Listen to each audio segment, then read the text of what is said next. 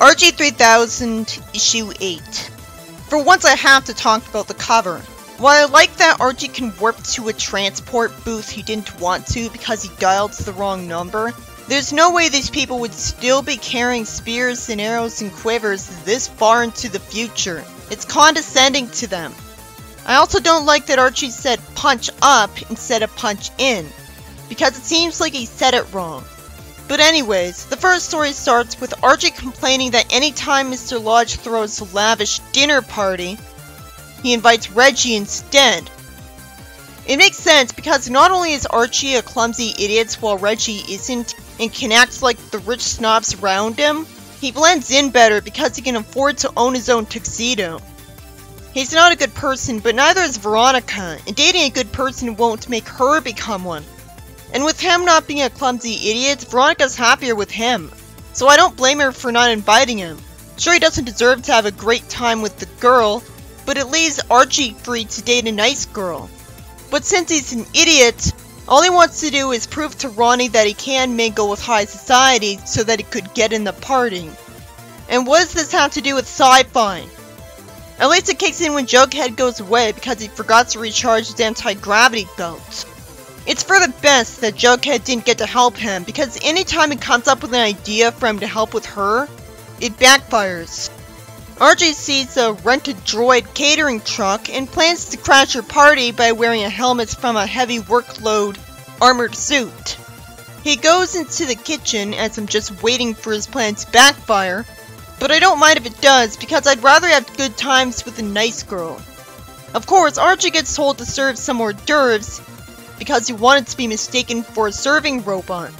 He sees a robot light a match with his finger to warm people's shish kebabs. Mr. Lodge thanks him for giving him a shish kebab, and somehow Archie accidentally blasts fire out of the suit's finger. Archie wants to find the button that'd get him out of his armor, because apparently he can't get out of it a different way. That wouldn't require the suit to be functional, so if it got damaged he'd be trapped. He's somehow able to release a net by accident and fire electricity out of the suit's head, damaging stuff. It's both stupid and amazingly brave of Veronica to ignore the warning that she'd get hurt and stand up to him, because for all she knows he's a dangerous robot. But apparently if she lived on Mobius, she'd fight robots too, if they crashed her party. She hits buttons on the suit and finds out it's Archie in there. She could have easily hit one of the dangerous buttons. Why did she think she could damage a robot by punching it though? But as usual, I'd gladly take it being convenient over realistic but overly dark. We see Archie getting punished by being told to peel a bunch of potatoes and mince the onions. Veronica expects him to understand why she never invites him to these parties, even though she isn't explaining herself. All it takes is a few more words. You're accident prone. He plans to leave the room to explain himself to her again when he should know that's a waste of time, especially since she's Veronica. But his idiot's ball was worth it because it lets him seeing jewel thieves scaring the guests into putting money in a bank, causing him to scare the thieves in his robot suit, saying that help's arrived. It's dumb that Veronica called Reggie a coward for trying to make sure people with weapons didn't hurt him. And her, by the way. Sure, he's scared, but it's smarter than her. Archie just talked because he wanted to look cool. But it's okay this time because he was safe in the robot suit. And in all the time he was talking, the thieves were too scared to attack. He hits the thieves a bunch, and I love that we see him impact one of them, even if it should have been every time. Veronica calls him wonderful, and Mr. Lodge tells them to forgive them for doubting him, even though they're right to doubt him. He did damage his house. He also tells Reggie to give Archie his tuxedo. The story ends with it being revealed that it was all just a daydream because Archie never left the room. Which makes sense, because there's no reason he would have bothered leaving the room to reason with someone he knows is unreasonable. And it was very unlikely that the thieves would show up here, because if rich people having a party guaranteed that they'd be mugged, they'd never throw parties. And it's also more believable than Mr. Lodge saying all of that as if he forgot every memory he had with him before this. But it's so sad to make it all a daydream. In the next story, Veronica gets a call on her video phone when she's in bed, and she overreacts to Archie seeing her with bed hair, even though she still looks good. He makes it harder to believe that she's in bed by saying it's 10 AM, and decides not to ask her if she'd go for a ride around the moon with him. She's smart enough to assume that Archie thought she looked just as pretty as usual. With the crazy hair we see her have in this comic, it fit right in with one of those styles. Betty's uncharacteristically rude by calling her just to comment on her having messy hair and taunts her that Archie asked her out.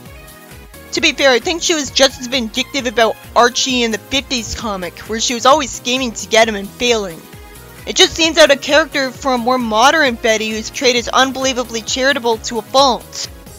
I guess Mr. Lodge heard her complain about video phones because he shows her a telephone when he'd normally think she wouldn't be interested in the antiques he buys for his collections. She somehow thinks the dial phone is unsanitary, even though it involves just as much physical contact to use as the video phone. She likes the idea of being free of the problems she just had in the morning, so she requests a phone for her bedroom and he agrees. How would it work when there aren't any phone lines anymore? I guess we're supposed to assume the video phones work on phone lines. He says her device would send her 1,000 years backwards. Later on, Veronica wants to show Betty her new dress, but can't because Betty's in quarantine at home with the Venetian flu, and she doesn't have a video phone. So Betty uncharacteristically mocks her for being behind in the times. It doesn't seem fair that Veronica's brilliant solution still backfired on her, and it comes off as the writer jealously punishing her because she only got the phone because of her rich dad. It's in character for her to be mean to her when it comes to competing with her for Archie, but not for no reason. If she's gonna be mean, at that point she's just Veronica if she weren't rich, and what's the point of that for the rival for Archie? Why'd it take until the next week for Betty to find out that Veronica's new phone doesn't have a viewer? And then it turns out Archie's in bed with Venetian flu too. But at least he tells Veronica he has another date for her. It's instantly obvious that it'll be ugly. So the story ends with Veronica abandoning her phone and revealing that she has a receptionist to answer the phone for her now. The problem is she's pretty, so won't she just distract Archie with their looks by accident? He isn't reacting that way. So the fact that she has a weird text bubble has to mean he's off-put by the fact that she has a robotic voice because she's a robot. I'm glad she still got to improve her life in the end, because usually the main character of a be careful what you wish for plot doesn't get that. Even if she's not likable enough that it's enjoyable. Because thanks to that, you could still be jealous of her from assuming that her wealth is why she has this receptionist. In the next story, Archie tells his friends that a new mall's got a personality analyzing lounge, which visually displays a person's flaws in a funny way. And that's not going to get put in a mall because it publicly humiliates people who go on to complain about it, and anyone who really couldn't take it would band together with the others to pressure the mall staff into getting rid of it. Why would Archie and all of his friends be desperate to use a machine that's going to humiliate them in front of people? Which wouldn't be worth being told they're good traits by an unbiased machine. A machine either has this idea of what good traits are from its programmer, or being told what the majority of people think are good traits. And the problem is that it can be easy to talk about a flaw in a different way to portray it as a good trait instead. So what determines whether the machine calls it a good trait or not?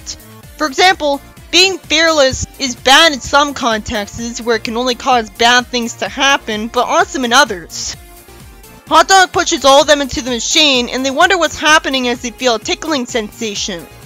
The device was designed for only one person at a time, so one of them has the sense to ask if everything's alright. It's unprofessional to give no hint as to who's talking. Veronica says she still feels like herself, and Archie reasons that they can always return here individually. And Jughead wants to take in more of the sights here, so it makes sense combined with them being just teenagers that they think it's worth the risk to put off coming back here individually to return to normal right away. But as long as the plot doesn't go too dark, it'll be worth it. So Dilton rudely points out that a woman's beautiful in an annoying way, which is really only rude because it'd make her uncomfortable if she's not interested. So the potential of this machine wasn't lived up to, because so far, instead of doing what it was hyped to, it was just a flimsy excuse for a personality switching episode. Which is more interesting, because we already know what their flaws are. It scanning multiple people doesn't justify them switching personalities, because there's no reason to temporarily steal a person's personality. So it won't have them lose it so that it even could give it back to the wrong person. So this kind of plot would only be properly justified if they were cursed by a witch for fun. Archie has Stilton's personality, and by this point I'm wondering why nobody's even pointing out the fact that clearly personality switchings occurred. I suppose it's just barely believable because everyone here knows why it would happen, and that they could fix things easily. So there's no actual stakes. It's not like it's close to the mall's closing time and they have a test tomorrow. Veronica confuses me by saying she's never seen Jughead so hungry and commenting on him wolfing down his food when nobody would be able to notice a difference. This has to be another universe where Big Eater isn't a trait of his. Instead, Jughead hands his trademark favorite food to Hot Dog, who thinks of it as his favorite food. I guess it just assumes for no reason that Hot Dog got his personality, because otherwise he definitely handed it to one of his friends instead. This is supposed to imply that Hot Dog is a bigger eater than Jughead, which has never come up as the case before. And I wish that there was a text box establishing that this is the case because it's another universe, because it comes off as the writer not knowing Archie. If this was really the only trait he could come up with for Hot Dog to make it come off like Hot Dog switched personalities with someone else, he failed. Especially by giving it to Jughead of all people, making him barely make an impact. He's more of a troublemaker than a big eater in this comic. Honestly, I can't even come up with a personality trait for Hot Dog myself other than that. All I can say about him is that in the 70s cartoon, he knows Sabrina's a witch and is worried about it. You could showcase the switch better by having Jughead hate Cass all of a sudden. It's revealed that yes, the characters can notice that one of their friends changed personality. Realistically. So what took so long? We get to see Betty say that even in this supposedly tacky outfit, she's the most beautiful one here, which is entertaining. And so it's Veronica saying to Betty, "You just want to keep him wrapped around her finger." And she says she does, and asks her why that would bother her sociopathically. Archie says a Stilton interjection. No one would say an interjection that involves an astronomical term because it just sounds geeky. Archie states the obvious to try to explain why they're in trouble when they should already know, and he should know that they do and are planning to return to normal anyways. He's right, what's the big deal if they switch personalities, if they've got plenty of time to undo it easily? It's not like any of them got a personality that ruined their lives. Instead, they immediately rushed to getting their personalities back. Archie lampshades that Hot Dog and Jughead's personalities are so alike that it'd be hard to tell that their personalities were switched. And it's hard to tell he is just being sarcastic, because he looks sincere. And I have to guess that he's just making himself look sincere to joke around. Why would he sincerely ask this when they all knew right away that he switched personalities with Hot Dog? My point is, if the writer knew how pointless it was to give Jughead Hot Dog's personality, then why did he do it anyways? It would have been more interesting if Archie got a Big Eater personality trait, and Dilton's trait was given to Jughead. In the next story, it bores me by introducing new characters by having them introduce themselves to the audience in little bubbles, which doesn't keep me invested and get me to want them as the focus. Especially since the second one's a jerk.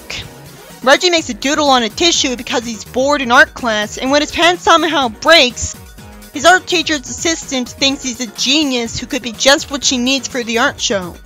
And this is why I don't get art.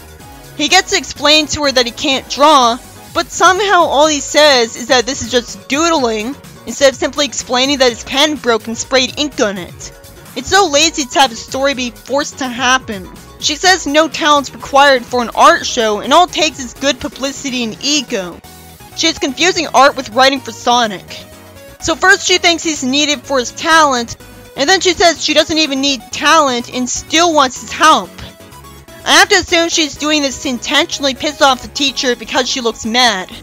Since when are there assistants for high school art teachers? I don't remember that. Jughead tells off his dog that he keeps telling him to stay away from his work, after his dog just put his paw prints covered in black paint on his painting. He has human intelligence, so I guess he was trying to improve what he thought was a disaster. Predictably, the teacher loves the art and plans to make Jughead a star. She looks like a bumbling idiot because Jughead tells her, "I didn't," so she has no excuse to interrupt him and not get it. And even says right beside her that Hot Dog had a hand in it, so she'd hear him. She has to be intentionally ignoring him because she just wants a student of her own to show off the assistant, and she's taking a risk here. Hotdog really does have human intelligence because he's somehow mad at Jughead for being given the credit for his art change.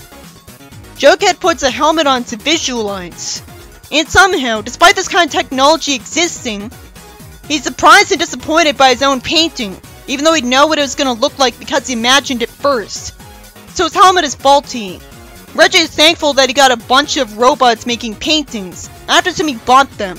You'd think everyone would be unemployed in this universe if they're so easy to buy and put to work in anything. And how did the art teacher get Jughead's nickname wrong twice? How did she make it through college? Jughead gets a chance to tell her Hotdog made his art, and now she hears him, so the panel where he told her earlier should have not had her in at all. Even then, he would have followed her and told her the truth as soon as possible. She thinks she'll look like a fool because the world's not going to accept a dog artist, so she expects Jughead to cover for the dog for now. Eventually the story resolves itself when Jughead confesses that Hotdog made his paintings while they hug, and the rest of the story is just a waste of time. The first story is by Robert Lauren Fleming. The second story is by Kathleen Webb. The third story is by Rich Markopoulos. And the final story is by Dan Parent.